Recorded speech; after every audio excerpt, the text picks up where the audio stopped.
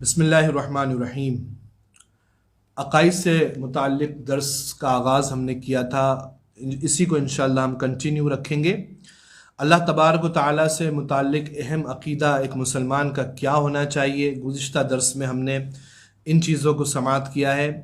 آگے انشاءاللہ نبی اور رسول کون ہوتے ہیں اور ان سے متعلق ہمارا کیا کانسیپٹ عقیدہ ہونا چاہیے تاکہ ہم کفر و شرک سے بچے رہے، اس کو ہم سماعت کریں گے۔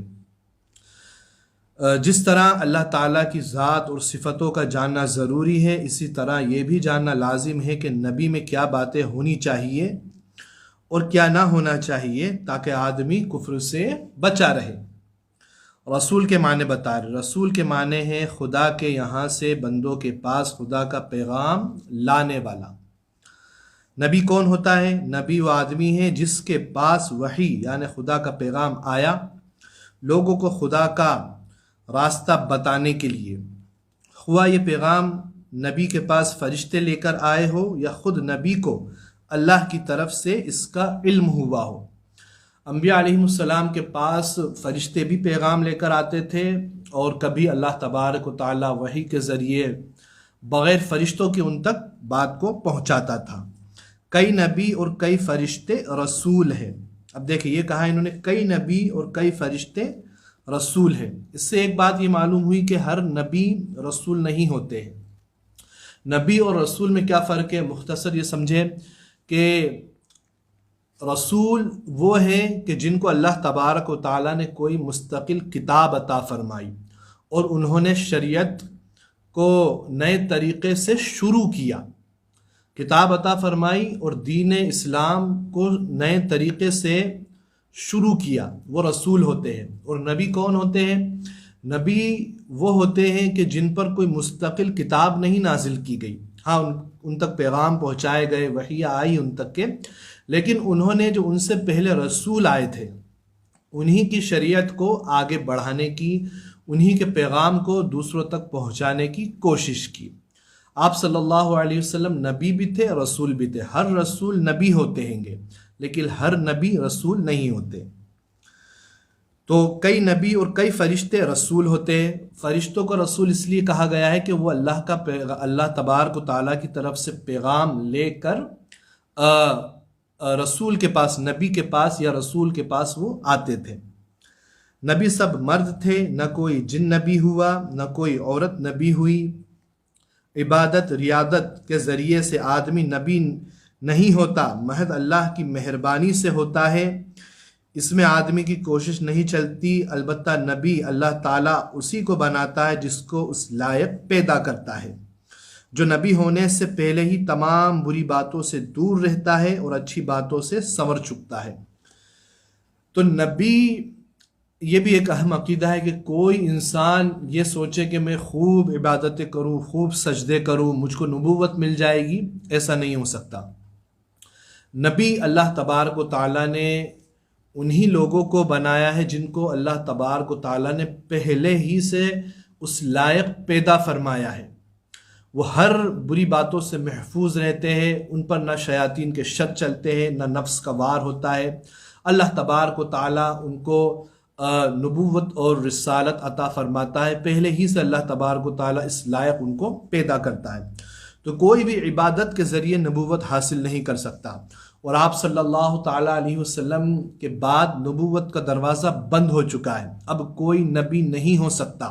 یہ اہم عقیدہ ہے، اگر اس عقیدے کے خلاف کوئی جائے گا تو وہ سیدھا اسلام سے خارج ہو جائے گا۔ جس طرح قادیانی گئے ہیں، بڑی تعداد ہے ان کی، وہ اس کو جو ہے نبی سمجھتے ہیں، وہ معاذ اللہ، تو وہ گمراہیوں میں ہیں، وہ ان کا ٹھکانہ یقیناً جہنم ہوگا، اس لیے کہ وہ کلام پاک کی جو آیت ما کان محمد ابا احد من رجالکم ولکن رسول اللہ وخاتم النبیین، کہ آپ صلی اللہ تعالیٰ علیہ وسلم آخری نبی ہیں، ہے نا، یہ آخری نبوت آپ صلی اللہ علیہ وسلم پر آخری نبی ہے، نبوت آپ پر ختم ہو گئی، تو ان کے بعد کوئی نبی نہیں ہو سکتا۔ اگر کوئی کسی کو نبی مانے یا یہ عقیدہ رکھے کہ نہیں کوئی نبی آ سکتا ہے، وہ گمراہ، وہ کافر ہے۔ تو نبی وہ ہوتے ہیں جو تمام بری باتوں سے دور رہتے ہیں، اچھی باتوں سے آراستہ ہو چکے ہوتے ہیں، نبی میں کوئی ایسی بات نہیں ہوتی جس سے لوگ نفرت کرتے ہیں۔ نبی کا چال چلن، شکل و صورت، حسب و نسب، طور طریقہ، بات چیت سب اچھے اور بے عیب ہوتے ہیں۔ نبی کی عقل کامل ہوتی ہے، نبی سب آدمیوں سے زیادہ عقل مند ہوتے ہیں۔ بڑے سے بڑے حکیم فلسفی کی عقل نبی کی عقل کے لاکھویں حصے تک بھی نہیں پہنچ سکتی۔ دیکھیں اللہ تبارک و تعالیٰ ان کو اتنا عقل مند پیدا فرماتا ہے کہ کوئی دنیا میں، پوری دنیا میں کوئی ان کے مثل نہیں ہوتا ہے ہر اعتبار سے۔ جو یہ مانے کہ کوئی شخص اپنی کوشش سے نبی ہو سکتا ہے وہ کافر ہے، اور جو یہ سمجھے کہ نبی کی نبوت چھینی جا سکتی ہے وہ بھی کیا ہے؟ کافر ہے۔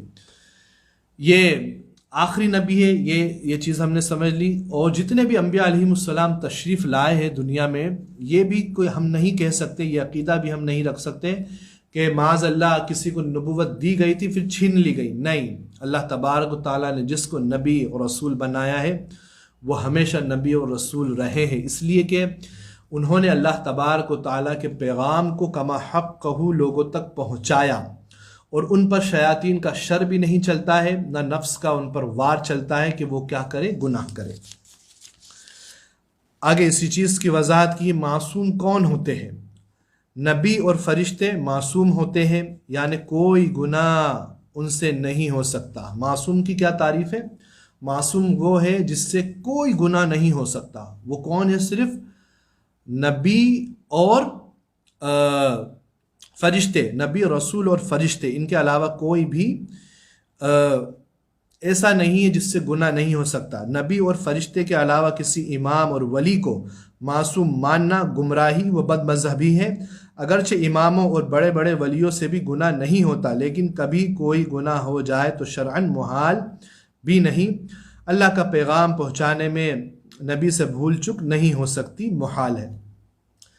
جتنے بھی اولیاء اکرام ہیں، ہمارا یہ عقیدہ ہے کہ ان سے گناہ نہیں ہوتا، نہیں کرتے ہیں وہ گناہ، لیکن گناہ ہونا ان سے کیا ہے؟ ممکن ہے۔